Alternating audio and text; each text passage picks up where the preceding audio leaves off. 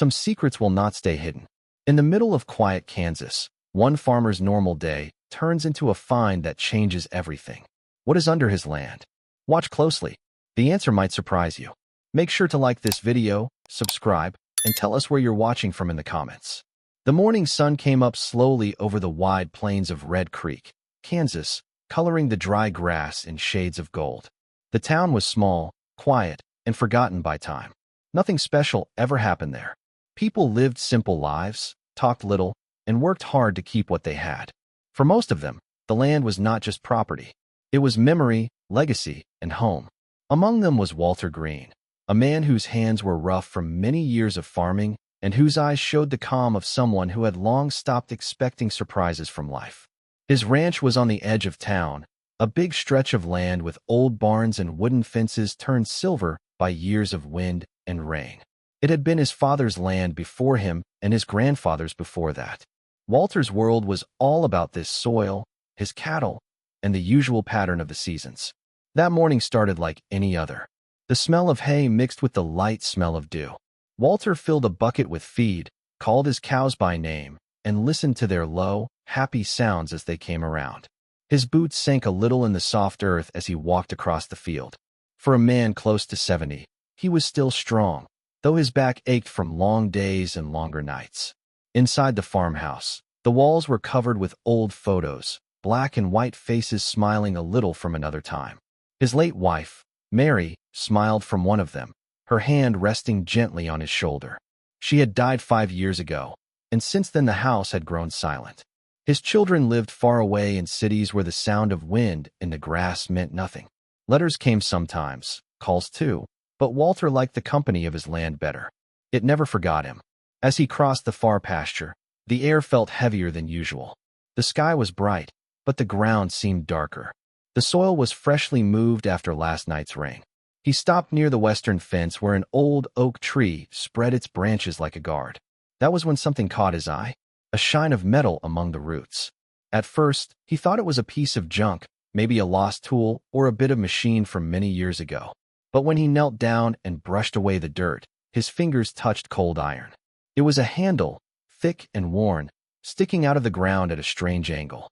A weird feeling settled in his chest. He stood up slowly, looking around the area. There was no sign of anything else, just the wind whispering through the grass. Curiosity won over him. He got his shovel from the tractor and started to dig. The ground was hard, but it gave way with each push, showing more metal below. The object was bigger than he expected, much bigger. The soil stuck to its sides, dark and wet. As he dug deeper, the shape became clearer. It wasn't a piece of machine at all. It was a box. No, a safe. A heavy, rusted, old safe, half buried under his land. Walter stopped, leaning on his shovel, breathing hard. He wiped the sweat from his forehead, spreading dirt across his face without noticing. The safe looked very old, its surface marked with rust and age. He could just see faint numbers carved into the front, the remains of a combination lock that had long since frozen shut. He stared at it, trying to understand why something like this would be buried here. His land had been in the family for almost a century. If the safe had been there all along, someone must have put it there for a reason. He touched the metal, and a cold shiver ran through his arm. It wasn't fear exactly, but worry, a sense that he had found something meant to stay hidden. Still, he couldn't make himself stop. After all, this was his land. Whatever was under it belonged to him. The idea filled him with a strange pride and a quiet fear all at once. He walked back to the barn, brought out a chain, and hooked it to the back of his tractor. The engine roared to life, echoing across the empty field. Slowly, carefully, he wrapped the other end of the chain around the safe and tightened it. The tractor worked hard as he pulled, the wheels turning up mud until, with a deep groan of metal, the safe broke free from the earth's hold and fell onto its side. It lay there like a hurt animal, covered in mud, silent and heavy with secrets. Walter turned off the tractor and stood beside it, staring. The sun was higher now, warming the back of his neck, but he hardly noticed. He felt the weight of time pressing down on him. The thought that this object had slept under his land for many years, maybe longer. Inside, there could be anything. Family treasures, money, weapons, or something much worse. He crouched down and ran his fingers along the lock, but it wouldn't move. He could hear the faint sound of the metal ticking as it cooled in the sun. For the first time in years, he didn't know what to do next. The smart part of him whispered that it was probably just junk, maybe an old deposit box buried during the war. But another voice, quieter and more stubborn, told him that whatever was inside wasn't meant to be disturbed. He stood there for several minutes, the breeze pulling gently at his hat before stepping back. Not today, he muttered under his breath. Not alone. That night, Walter couldn't sleep. The house creaked softly in the dark, and the sound of the wind outside seemed louder than usual. He sat at the kitchen table with a cup of coffee gone cold, staring at his rough hands. His mind went to his father's stories. How during the 1940s, soldiers had passed through Kansas, setting up short-term supply spots and training camps. His father had once said that parts of the land had been rented to the military during the war, though he had never said exactly where. Could that safe be a leftover from those days? Could it hold something dangerous or something special? The questions went around in his mind like restless birds. Around midnight, he stood up and went to the window. The moon hung low over the fields, making the shapes of the barns and fences silver. Out there in the far pasture, he could just see the dark shape of the safe. It looked smaller now, almost harmless, but its presence filled him with worry. He turned away and whispered a quiet prayer, a habit he'd almost forgotten since Mary's death. Then he made a decision. Tomorrow he would call the sheriff. Whatever secrets that safe carried, they wouldn't stay buried much longer. He switched off the light and climbed the stairs to bed. Outside, the wind carried the faint smell of rain, and in the distance, thunder rolled softly, as if the sky itself was warning him that the past was about to come up again. The next morning started gray and heavy with clouds, the kind of morning that made the air feel thick and slow. Walter Green stood on his porch, a cup of black coffee warming his hands, and stared toward the western pasture, where the safe lay half hidden under a tarp. The night's rain had turned the ground soft again, streaking the metal with fresh mud. He hadn't slept much, and the tiredness showed in his eyes, but curiosity was stronger than being tired. He had called the sheriff's office just after the sun came up, leaving a message about what he had found. Now there was nothing to do but wait. The wind moved across the fields carrying the smell of wet grass and earth, and the only sound was the low hum of insects waking to the day. Walter set down his cup, took his gloves, and walked toward the safe. When he reached it, the sight stopped him again. The safe seemed older in daylight, its iron skin marked with rust and scars. The numbers on the lock were hard to read. The handle stuck in place. He crouched beside it and brushed away more mud, tracing the edges of the door with his fingers. The surface felt solid, heavy, and unyielding. He tapped it lightly with his knuckles, listening to the dull echo inside. Whatever was there had been sealed for a long time. He stood up and looked around the field, imagining what this place had looked like many years ago. Maybe soldiers had stood here once. Maybe his own grandfather had walked across this same patch of land and known what was buried below. The thought made him uneasy. He told himself he was being silly, but the feeling wouldn't leave. By mid-morning, the clouds began to break. Sunlight came through in thin bands, shining off the metal surface. Walter got his tools and began to dig around the safe again, making the hole wider so he could see if anything else was buried nearby. The shovel sank easily into the damp earth, releasing the smell of soil and roots. After a few minutes, he uncovered the corners of the safe more clearly. It was bigger than he had realized, about 4 feet tall and nearly as wide. He wiped his forehead, his shirt sticking to his back from the effort. As he dug, he found small pieces of wood and metal scattered in the soil. Rusted nails, broken hinges, maybe parts of an old crate.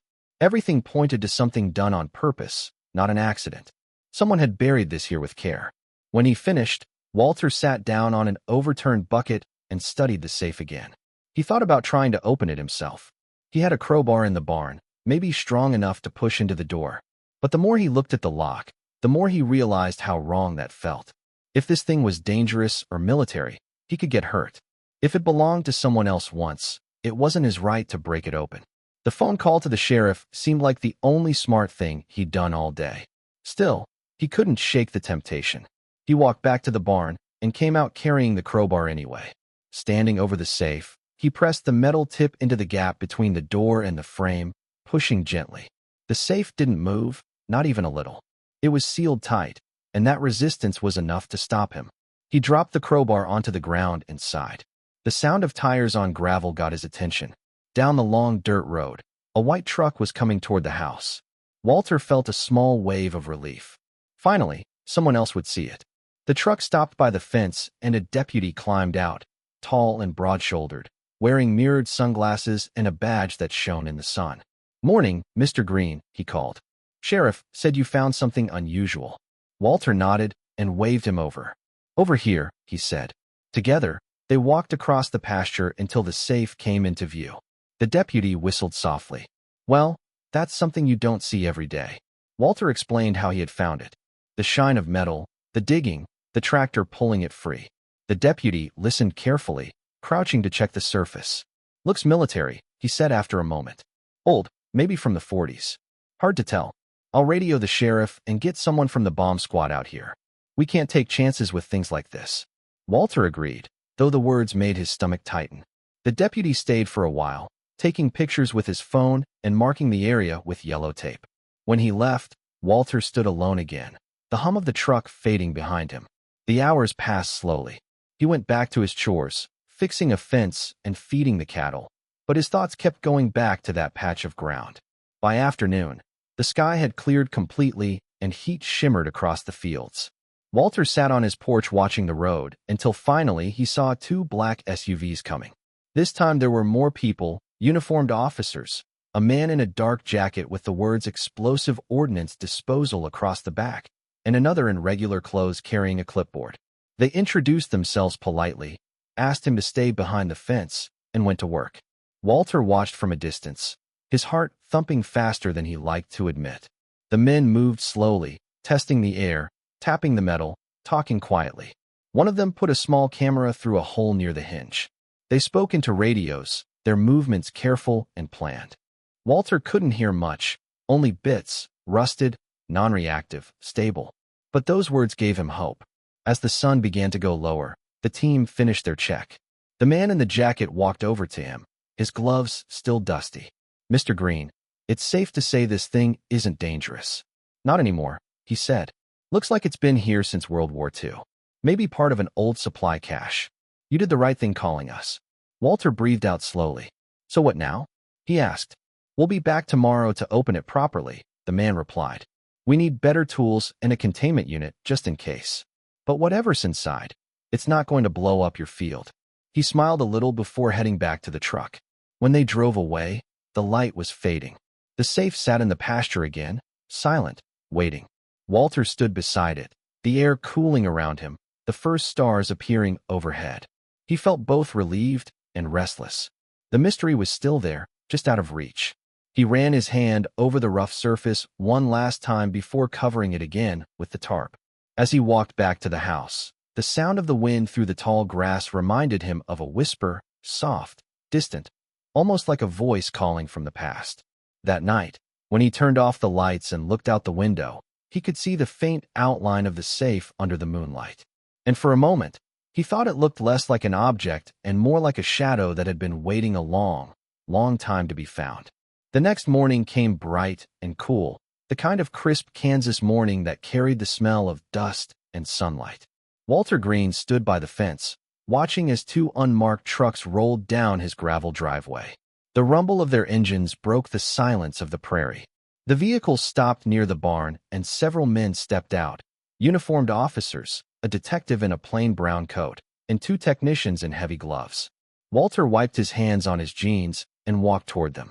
The man in the brown coat held out his hand. "Lieutenant Matt Rogers," he said. "We spoke yesterday.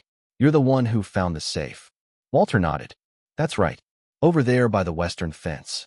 Rogers gave a short nod, his eyes looking over the open field. "Let's have a look." They crossed the pasture together, boots crunching on dry grass. The safe still sat where Walter had left it, half covered with the tarp. The officers pulled it off, and the metal shone a little in the morning light.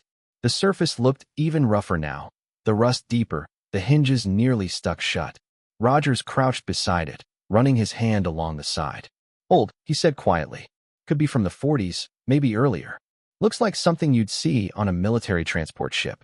One of the technicians knelt beside him, unpacking tools from a black case. We'll start slow, he said. If this was sealed during the war, we can't assume it's safe until we know what's inside. Walter stood a few feet back, hands in his pockets, trying to stay calm, though his heart beat faster with every click of their tools. They worked carefully, the air filled with the sound of scraping metal and the sharp smell of oil as they cleaned the hinges.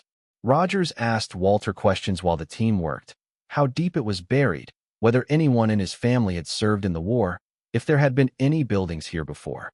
Walter answered as best he could. His grandfather had owned this land back then, he said, but he never talked about the army. He just farmed wheat and raised cattle. Rogers nodded thoughtfully. Could have been rented by the government for a while, he said.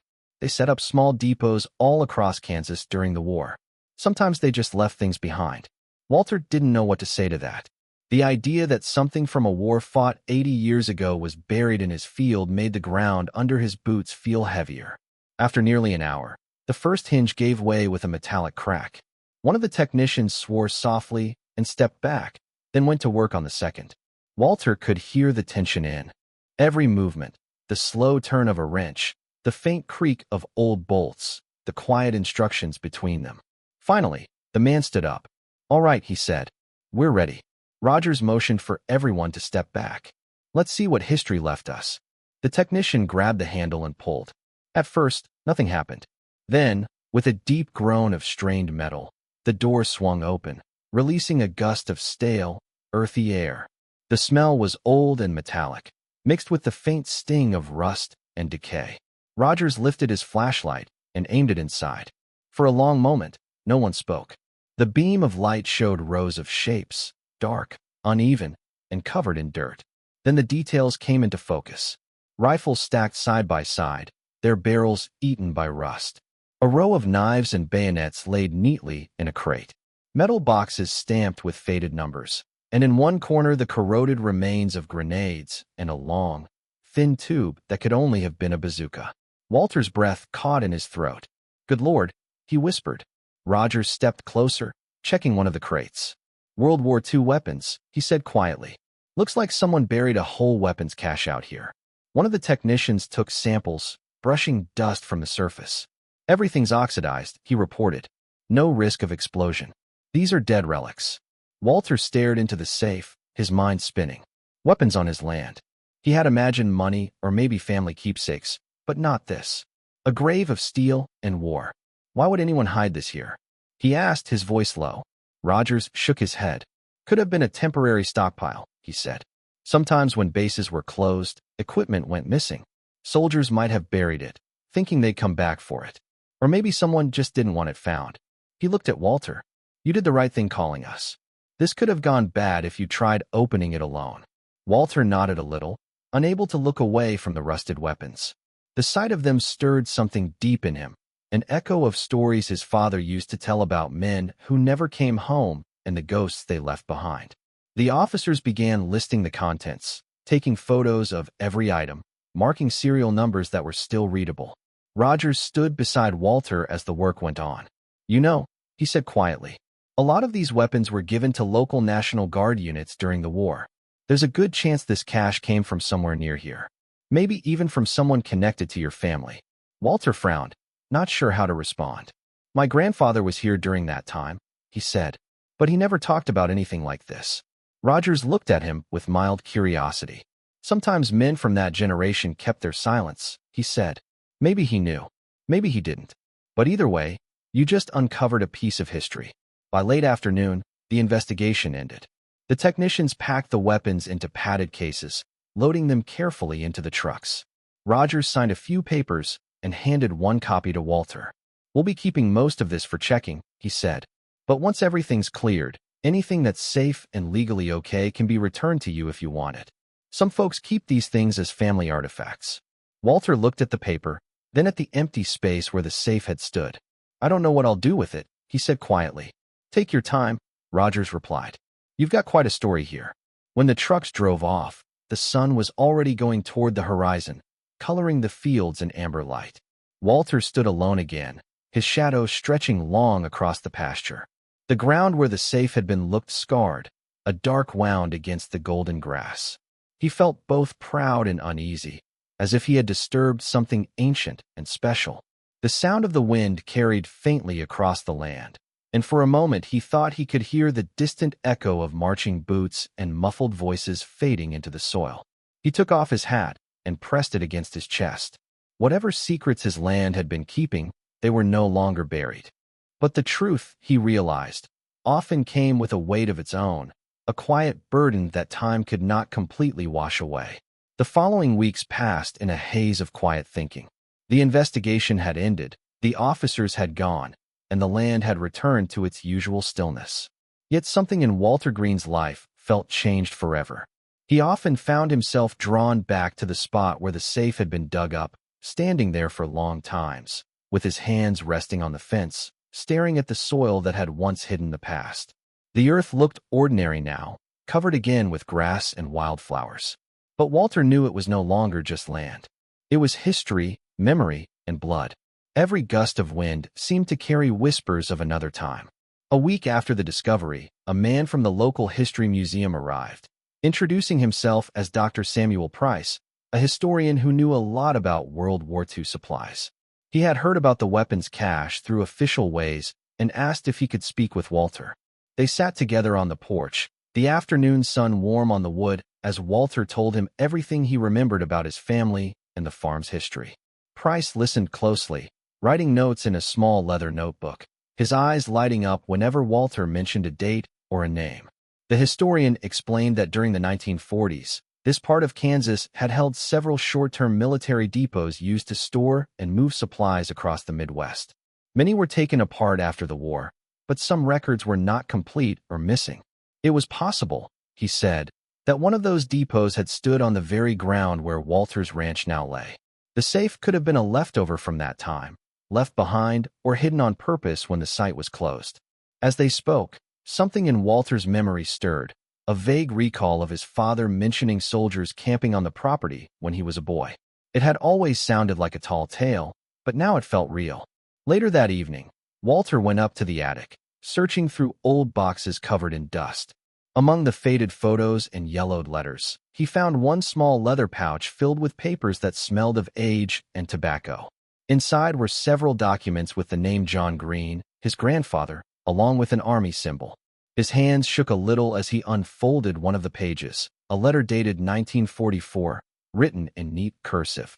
The letter was short, addressed to a woman named Ellen, who Walter knew as his grandmother. It spoke of uncertainty, of duty, of fear and love. If something happens and I can't return, it said, I've left behind what I could not carry. Keep the land safe, Ellen. One day, it will tell our story. Walter read the words over and over, feeling a strange mix of sorrow and pride growing in his chest.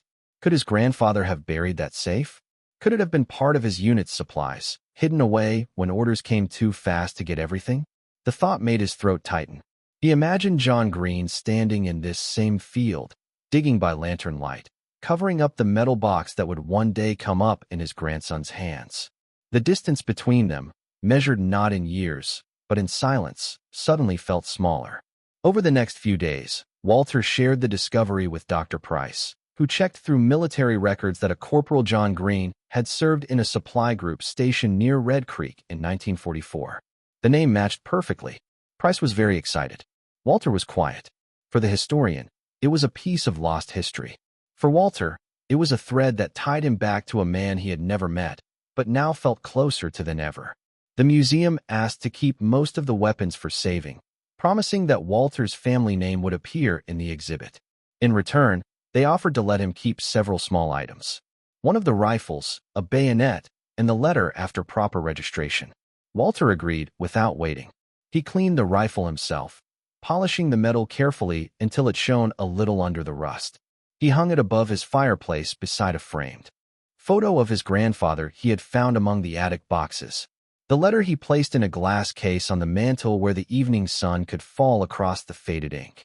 Sometimes at night, Walter would sit in his chair by the fire and read the letter again, tracing each word as if the ink itself could bridge the years between them. He imagined his grandfather's hands writing those lines, steady despite the fear of war, hopeful despite the uncertainty of tomorrow. The realization that the safe hadn't been just a random leftover, but a message from his own blood brought tears to his eyes. For the first time in years, he felt that his solitude was not emptiness, but connection. The ghosts of his family were not gone. They had been waiting, buried under the same soil that had kept them all. One evening, as the fire crackled softly, he whispered, "You can rest now, Granddad. I found it. I found you." The room felt warmer, as if someone unseen had heard him. In the following weeks, Walter noticed something changing in himself. The routine of his days stayed the same: the cattle, the fences, the early mornings. But his world felt different. He began keeping a small notebook, writing down stories his father used to tell, the ones he had almost forgotten. He sent copies of the letter and the photos to his children, who called more often now, curious and proud. For the first time in years, his house filled with voices again. The past that had once seemed far away had come alive around him. Yet sometimes, when the night grew too still and the stars stretched wide above the plains, he would step outside, stand in the field, and look toward the place where the safe had been. He would close his eyes and imagine the sound of trucks, the clatter of boots, the low hum of engines from a war that had ended long ago. The echoes were faint but real, a part of the land, a part of him. In those moments, he no longer felt alone. He was a keeper of memory, the last witness to a promise buried and found again, carried forward in his heart like a quiet flame. Months had passed since the discovery, and life in Red Creek slowly returned to its quiet rhythm. Yet for Walter Green, nothing felt entirely the same. The story of the dug-up safe had spread beyond the small Kansas town, reaching local newspapers and even a regional TV station. Reporters came to talk with him. Photographers asked for pictures of the field, and school teachers brought their students to learn about the unexpected piece of history hidden under the soil. Walter never looked for attention, but he welcomed them all with quiet pride. Standing before the young visitors, he spoke simply, his voice steady and kind, describing how sometimes the land remembers what people forget. He told them about the war, about his grandfather John Green, and about the letter that had lasted the decades in silence.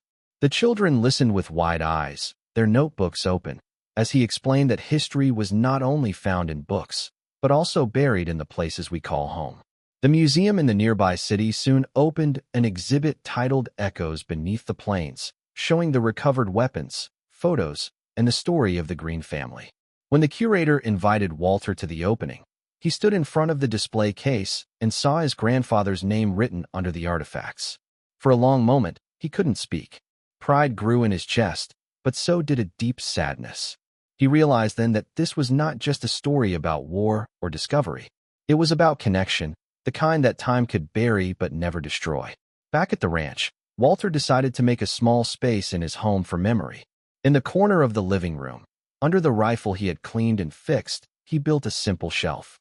On it, he placed the framed letter, his grandfather's photo, and a small wooden box that held soil from the place where the safe had been found.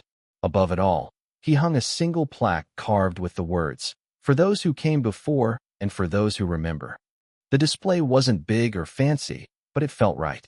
It was quiet, personal, and honest, just like him. Every evening, as the sun dipped below the horizon, its orange light fell across the glass, and the ink on the old letter glowed a little, as if the words were alive again. Sometimes, as Walter sat beside the fireplace, he caught himself talking aloud, telling his grandfather about the day's work, the weather, the cattle. It felt natural, as if the distance between them had finally closed. The silence of the house no longer felt empty. It felt full of voices he could almost hear. In time, people stopped coming to the ranch. The reporters found new stories. The museum exhibit became just another stop on the school field trips, and Red Creek slipped back into its timeless calm. But Walter kept the memory alive. He took care of the field where the safe had been, planting wildflowers over the exact spot, turning it into a small patch of color amid the gold and green of the prairie. When neighbors asked why he did it, he simply said it's where the past rests. He would stand there in the evenings, his hat in his hands, watching the sun sink low and the shadows stretch long. The wind that passed through the flowers carried a soft rustle, and he sometimes imagined it was the faint murmur of soldiers marching somewhere far away, fading into peace. Years later, as the seasons turned and Walter grew older, the story of the safe became part of local legend. Children would point to his ranch when they rode past on their bicycles, telling newcomers about the farmer who found a treasure from the war. Walter didn't correct them. To him, it wasn't treasure he had found, but remembrance. One autumn evening, long after the first frost had touched the fields, he sat on his porch, wrapped in a blanket, the world quiet around him. The stars shimmered in the clear sky, and somewhere in the distance, a coyote called. He thought of his wife Mary, of his father, of the men who had fought in a world he never knew but now felt bound to. He thought of his grandfather's letter, the last words written by a man who had trusted the land to keep his story safe. Walter smiled softly. "It did," he whispered. "You were right." The land remembered. As night deepened, he rose and walked to the edge of the field. The moon hung low, casting silver light across the grass. He knelt down and ran his fingers through the soil, cool and damp under his touch. In that moment, he felt an overwhelming peace, a stillness that reached deep inside him. He understood that life, like the land, holds what we leave behind: love, fear, hope, and memory. And one day it gives them back to those who need them most. The wind brushed his face gently, and for a heartbeat, he thought he heard faint laughter, distant, but familiar, as if from another time. He closed his eyes and let it wash over him. By morning, the sky had turned pale and golden. The wild flowers swayed in the breeze, and the first rays of sunlight touched the green ranch once more. Inside the house, the letter and the rifle stayed where he had left them, bathed in quiet light.